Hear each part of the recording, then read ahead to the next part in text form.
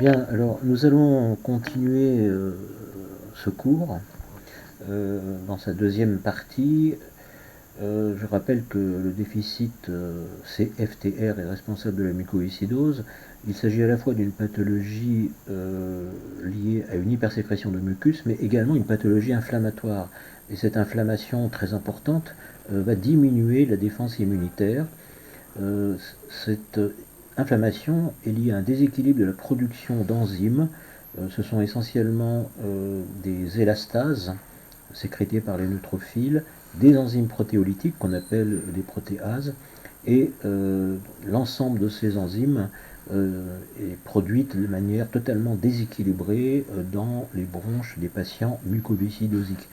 C'est un véritable cercle vicieux qui va s'installer avec une réduction de la clairance du mucus. Le processus inflammatoire va devenir chronique par activation des neutrophiles et une activation également du système macrophagique. Et on estime que le stress oxydatif va être extrêmement augmenté, notamment par la baisse de réduction des régulateurs de ce stress comme le glutathion. L'inflammation chronique va donner une situation qui favorise les infections. Ce sont des germes un petit peu atypiques qui vont être observés, Pseudomonas aeruginosa, Staphylococcus aureus et Aspergillus parmi les plus communs, associés à des mortalités extrêmement importantes et des exacerbations de la fonction pulmonaire. Avec l'âge, d'autres bactéries plus rares, comme Achromobacter, des bactéries totalement atypiques, comme les Burkholderia specia, deviennent plus courantes et vont poser bien sûr des problèmes d'antibiothérapie. Ces évolutions infectieuses vont être observées chez 15% des patientes et s'aggraver avec la maladie, conduisant bien sûr à la possibilité de décès liés aux pneumopathies. N'oublions pas les staphylocoques méthylicine résistants. Vous en verrez dans le contexte de vos activités médicales, ce qu'on appelle les SARM, et qui concernent pratiquement 30% des patients. Également des mycobactéries non tuberculoses, 20% des patients, ou des mycobactéries atypiques, comme Mycobacterium abscessus. La signification clinique du microbiome pulmonaire et digestif dans la progression de la maladie est à établir, elle est sûrement très importante. Le microbiome, c'est le capital de microbes que vous avez dans votre organisme et qui contribue aussi à la régulation des infections potentielles. Il y a un équilibre entre les bactéries dans tous les organismes, y compris en l'absence de maladie, et cet équilibre est extrêmement important et peut être très perturbé, notamment lors de l'avancée en âge chez les patients mucoviscidosiques. Cet état inflammatoire chronique est lié à un déséquilibre au final de la production des différentes cytokines qui participent au processus inflammatoire. Le rôle des cellules T dénommées Th17 sécrétant l'interleukine 17 qui joue un rôle régulateur négatif de l'inflammation est fortement affecté dans la mucoviscidose. Il s'ensuit un déséquilibre entre la production des antiprotéases, d'un ensemble de protéines protectrices, l'alpha-1 antitrypsine, l'élastine, etc., et à l'inverse des protéases, des élastases, des protéinases, des protéines de la catégorie des catepsines. Ce déséquilibre va, comme on le voit sur cette balance sur la gauche, va induire un processus inflammatoire, l'augmentation de l'expression des protéases, destructrices évidemment de l'épithélium, une hypersécrétion de mucus, une diminution de la clairance, c'est-à-dire de la mobilité de ce mucus dans le tractus bronchique, une destruction de l'espace extracellulaire, de la matrice extracellulaire, ECM, et bien sûr de fait une dysrégulation immunitaire. Il existe sur le plan clinique, mais dans des services spécialisés, des tests physiologiques qui peuvent contribuer à la confirmation du diagnostic de mucoviscidose. Il s'agit de tests qui consistent à perfuser par cathéter la muqueuse nasale avec une solution physiologique de Ringer et la succession de l'instillation d'un certain nombre de produits pour mesurer la capacité du canal CFTR à réguler tant le chlore que la régulation du canal sodium. On injecte tout d'abord de l'amyloride qui bloque le canal sodium, ENaC, une solution sans chlore en présence d'amyloride, suivie de l'instillation d'isoprotérénol qui active CFTR, et enfin, en présence d'ATP, on essaye d'activer les échangeurs d'anions associés à CFTR. Deux types d'anomalies vont apparaître dans ce cathétérisme nasal, des anomalies de la transfert du sodium dans la première phase de l'instillation, puis une diminution du flux des anions lors de l'injection de l'isoprotérénol, c'est-à-dire un déficit finalement de la fonction de CFTR. Toujours dans le diagnostic de la maladie, en complément des tests que nous avions évoqués, essentiellement en post-natal, les tests électrophysiologiques de perfusion nasale, eh bien, la détection précoce de la maladie pulmonaire va se réaliser bien sûr par dépistage s'il n'y a pas de symptômes. Ensuite, il faudra faire un diagnostic objectif. Il sera réalisé par une imagerie en scanner thoracique et en résonance magnétique nucléaire haute résolution. Les lavages broncho-alvéolaires, qui sont des techniques fibroscopiques pour récupérer en quelque sorte du liquide alvéolaire et analyser la constitution de ce liquide. L'évaluation de la fonction pulmonaire par des tests spirométriques, volume expiré maximum seconde, notamment, sur les formes non limitées, à une atteinte très distale, et enfin des tests un peu plus complexes que vous verrez probablement en pneumologie, comme l'évaluation du Lung Clearance Index. Le diagnostic de présomption va se faire par des anomalies peu spécifiques, que peuvent être la distension thoracique, un syndrome bronchique, des opacités micro- et macronodulaires à la sconographie, des condensations parenchymateuses, des images d'atélectasie, de l'emphysème, c'est-à-dire des bulles aériques, avec une atteinte préférentielle des lobes supérieurs, segment postérieur, lobe supérieur droit, et bien sûr tout le contexte clinique représenté par les infections, la fièvre, les difficultés respiratoires, la fatigue, l'amaigrissement, etc. L'élévation du Lung Clearance Index, qui est une mesure paramétrique de l'ensemble des fonctions pulmonaires, va prédire bien sûr les exacerbations pulmonaires et donc l'aggravation de la maladie. Un petit mot sur le Lung Clearance Index, LCI, qui est une méthode extrêmement sensible, un test qui peut être répété, une mesure assez pratique et réalisée en deuxième temps dans les suspicions de mucoviscidose. Il s'agit en fait, pour faire simple, d'un volume que le sujet doit respirer pour éliminer un gaz marqueur inerte normalisé sur le volume pulmonaire. C'est-à-dire que c'est un gaz qui doit être éliminé par l'organisme le plus vite possible. C'est ce qu'on appelle le turnover. Plus une personne est en bonne santé, moins elle aura besoin d'expirer pour éliminer ce gaz marqueur. S'il y a une restriction au niveau bronchique, évidemment, le nombre de turnover, c'est-à-dire le nombre de cycles respiratoires que la personne expiratoire qu'elle doit réaliser, sera important. Ce test mesure donc la diminution de la concentration alvéolaire d'un gaz traceur à une fraction donnée de sa concentration initiale. Plus la ventilation est inhomogène, plus le patient effectue un grand nombre de turnovers pour tenter d'éliminer ce gaz inerte et plus la valeur de LCI est élevée. C'est ce qu'on voit sur la courbe de droite. Ce sont les petits cercles blancs sur la gauche où les turnovers sont très importants, alors que pour les sujets normaux, c'est à droite, c'est les points noirs, eh bien, le nombre de turnovers est limité.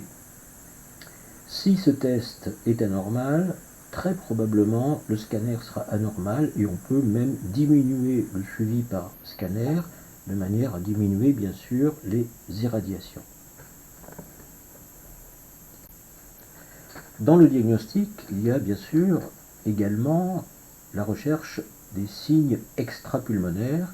Il s'agit essentiellement de rhinosinusite chronique avec une polypose importante qui peut toucher jusqu'à 45% des patients, l'atteinte pancréatique avec une réduction de l'absorption des vitamines liposolubles, avec, dans ce cas, la possibilité de déficit nutritionnel avec troubles de croissance, malnutrition qui vont bien sûr contribuer à la baisse de l'état général. Il peut y avoir des reflux gastro-œsophagiens assez fréquents, des altérations du transit intestinal avec des constipations, parfois des diarrhées, un syndrome subocclusif, des colites inflammatoires. L'atteinte du foie est également courante, estimée à 33% des patients, avec des signes de stéatose, donc de gonflement du foie, la possibilité de calcul, donc de lithiase, de cirrhose biliaire, qui peut toucher des patients très jeunes et conduire à une hypertension portale, c'est-à-dire à une hypertension finalement du système veineux au niveau hépatique. Le diabète est lui lié à la fibrose kystique du pancréas, sa fréquence augmente avec l'âge, elle est distincte sur le plan mécanistique des diabètes classiques de type 1 ou de type 2.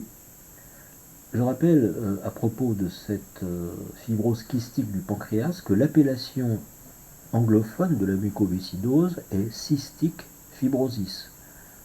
C'est donc un peu différent de mucoviscidose. Troubles gynécologiques, troubles des règles, diminution de la densité minérale osseuse avec des risques d'ostéoporose et de fracture. On a déjà parlé de l'absence bilatérale congénitale des canaux déférents, des complications rénales avec des calculs, des possibilités de déshydratation induisant une insuffisance rénale avec protéinurie. L'insuffisance rénale chronique peut arriver à terme, elle est plus courante chez les patients adultes et les facteurs de risque de son développement, c'est l'ensemble des maladies, l'âge, le diabète, les épisodes antérieurs de pathologie rénale et bien sûr si la maladie survient chez quelqu'un qui a été transplanté, qui a subi une greffe rénale. Parlons un peu de la prise en charge. Il s'agit très clairement d'une approche multidisciplinaire. Il y a un certain nombre de difficultés, notamment la mise en œuvre sur le long terme et la toxicité des médicaments qui vont être utilisés. Pour le poumon, il s'agit essentiellement de la kinésithérapie respiratoire, très importante, souvent journalière, la ventilation, ce qu'on appelle la ventilation non invasive en pression expiratoire positive, qui permet de contribuer à une distension des alvéoles et une meilleure circulation de l'oxygène, l'autodrainage, qui est une manipulation qui peut être réalisée par le patient lui-même pour éliminer les hypersécrétions, le maintien de l'exercice physique, très important. Il y a des traitements mucolytiques, par exemple le pulmolyse, qui contient une enzyme, la dornase, qui permet de casser en quelque sorte la structure du mucus. Les aérosols sont très importants, iso ou hypersalins, pour améliorer la clairance mucociliaire. Naturellement, il y a beaucoup d'infections, il faudra donc donner des antibiotiques. Ils peuvent être donnés de manière inhalée, la tobramycine, associée ou non à d'autres antibiotiques, pour les infections à Pseudomonas aeruginosa. Par voie intraveineuse, par voie orale, le macrolide, l'azithromycine, dont on parle beaucoup actuellement pour le Covid-19, qui a à la fois un effet antibactérien et anti-inflammatoire. Il faut savoir que l'azithromycine est un composé qui inhibe l'autophagie et joue un rôle assez important dans le processus inflammatoire.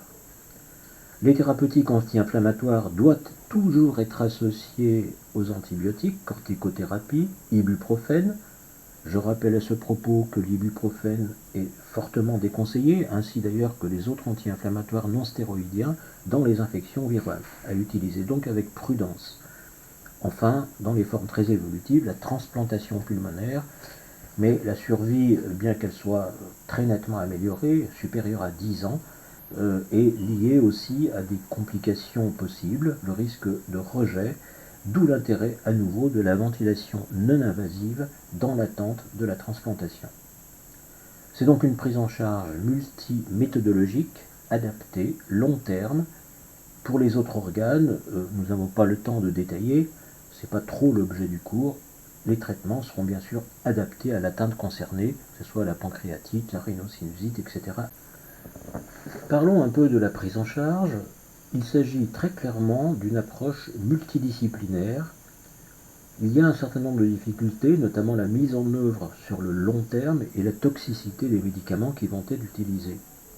Pour le poumon, il s'agit essentiellement de la kinésithérapie respiratoire, très importante, souvent journalière, la ventilation, ce qu'on appelle la ventilation non invasive en pression expiratoire positive, qui permet de contribuer à une distension des alvéoles et une meilleure circulation de l'oxygène, l'autodrainage, qui est une manipulation qui peut être réalisée par le patient lui-même pour éliminer les hypersécrétions, le maintien de l'exercice physique, très important. Il y a des traitements mucolytiques, par exemple le pulmolyse, qui contient une enzyme, la dornase, qui permet de casser en quelque sorte la structure du mucus. Les aérosols sont très importants, iso ou hypersalins, pour améliorer la clairance mucociliaire. Naturellement, il y a beaucoup d'infections, il faudra donc donner des antibiotiques. Ils peuvent être donnés de manière inhalée, la tobramycine, associée ou non à d'autres antibiotiques, pour les infections à Pseudomonas aeruginosa.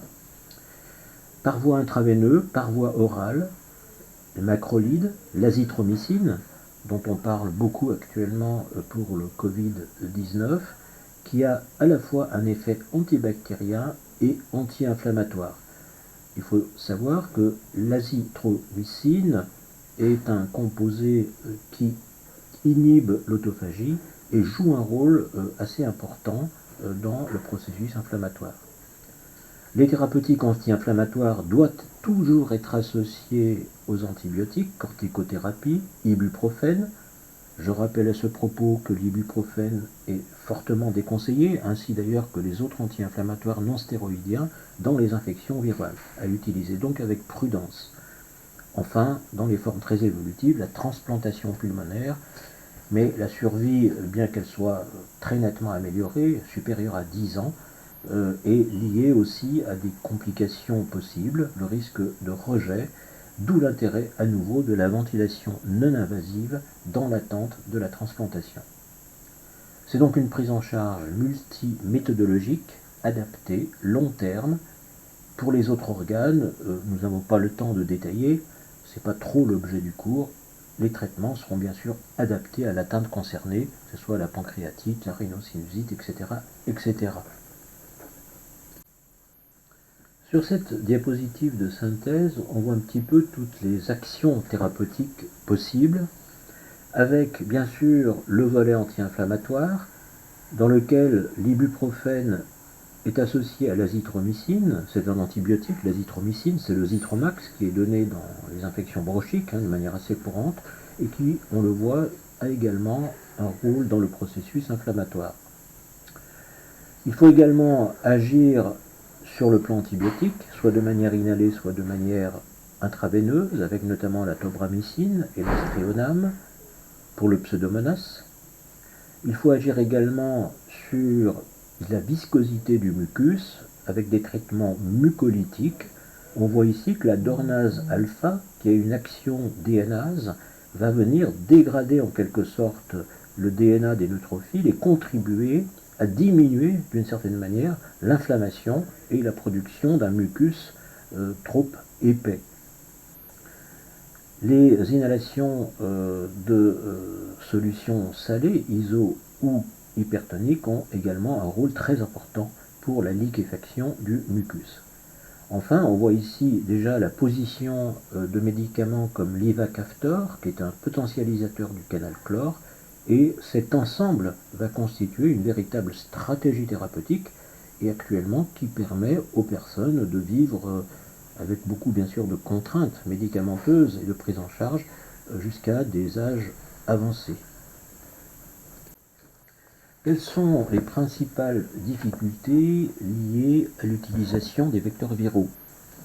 D'abord, l'insertion du gène peut se faire de manière aléatoire dans le génome et être perturbée par exemple par des réarrangements, notamment avec les séquences répétitives de type ALU ou LINE. L'intégration de ces gènes peut se faire de manière anormale et générer des gènes de fusion responsables par exemple de cancérisation par l'activation d'oncogènes. La stabilité peut être douteuse, elle peut être moyenne, car il peut y avoir aussi une maintenance des gènes à l'intérieur des chromosomes et une élimination. Il peut y avoir des risques de recombinaison avec des séquences virales intégrées dans la cellule, des difficultés de régulation de l'expression du gène thérapeutique. La question qui est posée, c'est aussi la taille du gène thérapeutique. Est-ce qu'on se limite à ce qu'on appelle l'ORF, c'est-à-dire la phase ouverte de lecture? Est-ce qu'on doit mettre les séquences de régulation? Le problème principal, c'est le déclenchement chez les patients d'une immunogénicité, c'est-à-dire la production d'anticorps contre cette insertion d'une protéine exogène. La toxicité directe du médicament, et puis enfin la production à grande échelle qui peut bien sûr être difficile. Il faut rappeler que la thérapie génique a reçu une forme pas de coup d'arrêt, mais d'alerte en 2010 dans l'équipe de Fischer à l'hôpital Saint-Louis à Paris, où des enfants atteints de déficits immunologiques combinés sévères avaient été, disons, réparés, une tentative de réparation par transfection génique du gène normal, et qui avait conduit à la possibilité de déclenchement de leucémie chez ces enfants chez qui on avait fait des protocoles de thérapie génique. Donc depuis cette augmentation du risque leucémique chez les patients recevant des thérapies géniques, il y a eu une sorte de frein dans ces thérapeutiques et de réflexion qui s'est engagée sur les outils à utiliser. Un petit mot sur ces traitements spécifiques qui permettent de sauter en quelque sorte par-dessus le codon stop. La tellurène est une molécule qui a été développée dans ce cadre. La gentamicine n'a pas tout à fait le même mode d'action, mais on peut dire que c'est similaire. Ces traitements vont induire une forme d'invisibilité des codons stop prématurés et permettre l'expression finalement d'une protéine plus longue, et donc plus fonctionnelle que la protéine tronquée, ou même parfois presque normale. L'effet reste cependant limité, probablement parce que le taux d'action du composé qui permet de sauter le codon stop est limité. En fait, l'action de l'agent thérapeutique est de se mettre en quelque sorte, de masquer la sous-unité de manière à ce que lorsque le codon stop arrive, ce codon stop prématuré, la lecture ne se fasse pas. Donc en quelque sorte, il va y avoir ici, normalement, il y avait une absence de synthèse d'aminoacides, enfin une absence d'apposition d'aminoacides, eh bien le codon stop ne sera pas lu et c'est l'aminosuite suivant, l'acide aminé suivant, qui sera lu, qui va donner une protéine quasi normale. Donc c'est tout à fait intéressant sur un plan mécanistique, mais attention bien sûr à mesurer l'efficacité réelle de la protéine qui sera très légèrement perturbée puisqu'il y aura en quelque sorte un aminoacide qui sera déficient. L'aminoacide qui était initialement à la place du codon stop ne sera pas présent. Donc une technique intéressante qui actuellement est supplantée par ce qu'on avait évoqué dans le cours sur les méthodologies, je vous le rappelle, sur la possibilité de corriger par les systèmes CRISP-Cas et le système équivalent à la correction de Word sur les ordinateurs, de réparer directement les mutations. Pour l'instant, il n'y a pas d'application thérapeutique de ces stratégies, mais peut-être vont-elles venir rapidement. Il faut savoir que ces thérapeutiques basées sur la non-lecture d'un codon stop prématuré, qu'on appelle le stop codon read through, peut concerner énormément de maladies. On estime qu'il y a plus de 7000 maladies monogéniques, peut-être même 10 000, des maladies rares, mais qui au total vont être fréquentes, mais il y a aussi des maladies génétiques fréquentes, je vous le rappelle, donc des centaines de millions de patients concernés, des milliers et des milliers de mutations qui sont connues et qui pourraient bénéficier de ces stratégies innovantes. Un tout petit mot sur cette différence qui peut être observée sur le plan moléculaire entre un codon stop de terminaison de la traduction normale et un codon prématuré. On le voit ici sur le schéma, dans la partie A à gauche, que lorsque la traduction arrive sur le codon UGA, qui est un codon régulier de terminaison sur le site A, eh bien, il y a un complexe qu'on appelle le complexe ternaire, avec trois facteurs de régulation de l'élongation, ERF1, ERF3 et le GTP, permettant de fournir l'énergie. Et il existe dans l'organisation stérique de la molécule, en fin de traduction, un rapprochement en quelque sorte stérique, on le voit ici, une sorte de boucle qui rapproche les séquences PABP, c'est les séquences de polyadénylation, associées à des facteurs de régulation, EIF4G, et une cap binding protéine 4E, près du site ternaire. Et cette interaction est absolument nécessaire pour que la terminaison se fasse régulièrement, que la polyadénylation se fasse et que finalement quelque sorte la traduction de la protéine se fasse normalement. Lorsqu'on est dans une situation de codon stop prématuré, le dysfonctionnement est lié essentiellement, et c'est pour ça que la protéine est souvent dégradée d'ailleurs, du fait qu'il y a un éloignement, puisque le codon stop est très en amont par rapport au codon stop naturel, vous voyez qu'il y a un éloignement dans la partie B du complexe PABP4G4E du système ternaire qui vient se fixer tant bien que mal sur le UGA, qui est un codon stop prématuré, et ceci entraîne donc une diminution d'interaction qui va être responsable, si la protéine tronquée est formée, par sa déstabilisation extrêmement rapide. Donc il y a véritablement par cette boucle une forme de protection de l'ARN messager de la dégradation exonucléolytique qui va être induite par notamment les systèmes NMD, et la protéine anormale qui, elle, est tronquée, va être dégradée par les systèmes d'ubiquitination. Alors, d'autres composés, on l'a vu, comme la gentamicine, qui est un aminoglycoside, a également été identifié il y a très longtemps. En 1996, la base moléculaire de la gentamicine, c'est le G418, qui supprime les mutations dans le sens et restaure in vitro un taux significatif de protéines fonctionnelles.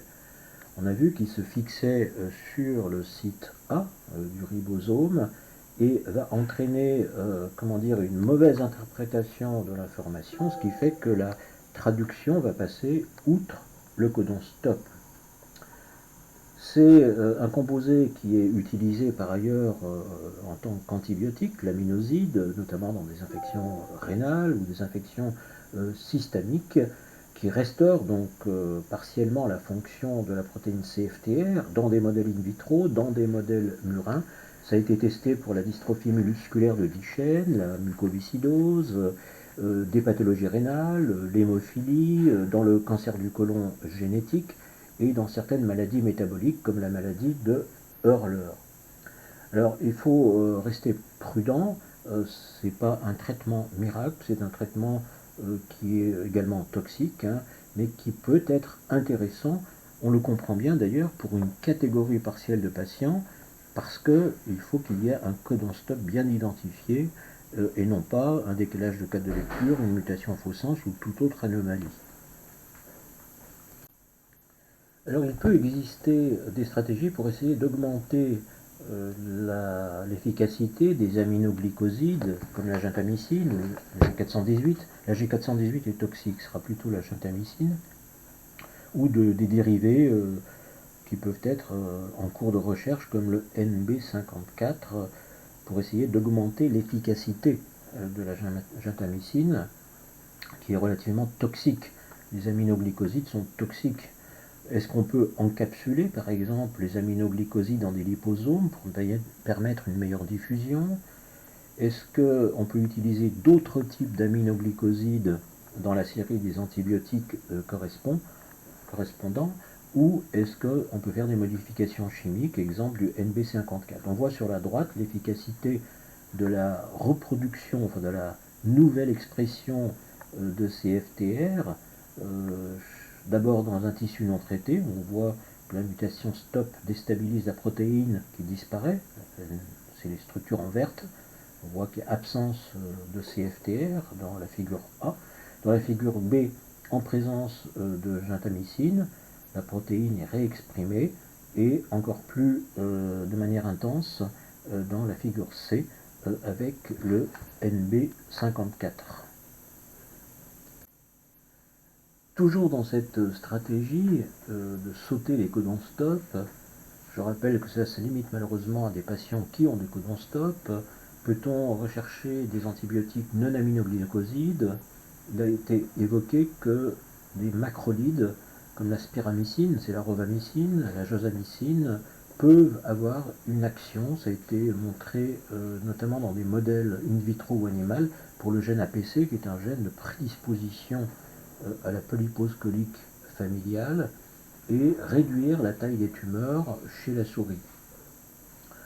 L'Atalurène, on l'a déjà évoqué, avec un nom générique PTC 124, est un candidat intéressant qui restaure un taux important d'environ 35% de la protéine CFTR, ce qui bien sûr peut être intéressant pour améliorer l'état clinique des patients. Et des tests similaires ont été réalisés sur la dystrophine, qui est la protéine impliquée dans la dystrophie musculaire de Duchenne, avec des taux de réexpression de 20 à 30%. Enfin, d'autres molécules dont vous voyez la codification, RT13, RT14, etc., sont en cours de test. Une autre stratégie est d'utiliser des molécules susceptibles d'inhiber le processus de non-sense mediated decay, NMD. Je rappelle que ce processus est chargé d'éliminer les protéines anormales et notamment les protéines tronquées par l'existence d'un codon stop. Le processus de non-sense mediated decay est très souvent généré par ce que l'on a vu précédemment, c'est-à-dire cette incapacité pour la boucle de terminaison d'associer les séquences et complexes protéiques au niveau de la PABP, c'est-à-dire des sites de polyadénylation, avec le complexe qui se forme au niveau du codon stop naturel. Ceci appelle un complexe d'NMD qui va entraîner la dégradation du messager et entraîner bien sûr la disparition de la protéine concernée. Alors, on n'a pas évoqué ici le CRISPR-Cas9 et les dernières technologies que j'avais évoquées lors du cours sur les méthodologies d'un système de type Word Revision où l'on répare directement, c'est un dérivé du CRISPR-Cas. Ces technologies sont bien sûr intéressantes, fondamentales et font bien sûr l'espoir de la thérapie génique, chirurgicale en quelque sorte, des maladies génétiques et en particulier de la mucoviscidose. Il faut mentionner quand même que les thérapeutiques directes concernant le canal chlore et qui permettent d'améliorer considérablement l'état des patients sont maintenant des molécules qui permettront de potentialiser l'effet du canal chlore ou de corriger en quelque sorte le déficit ionique. Le potentialisateur va augmenter la capacité du canal à la seule surface, alors que le correcteur va tenter de corriger en quelque sorte les déficits de transfert ionique.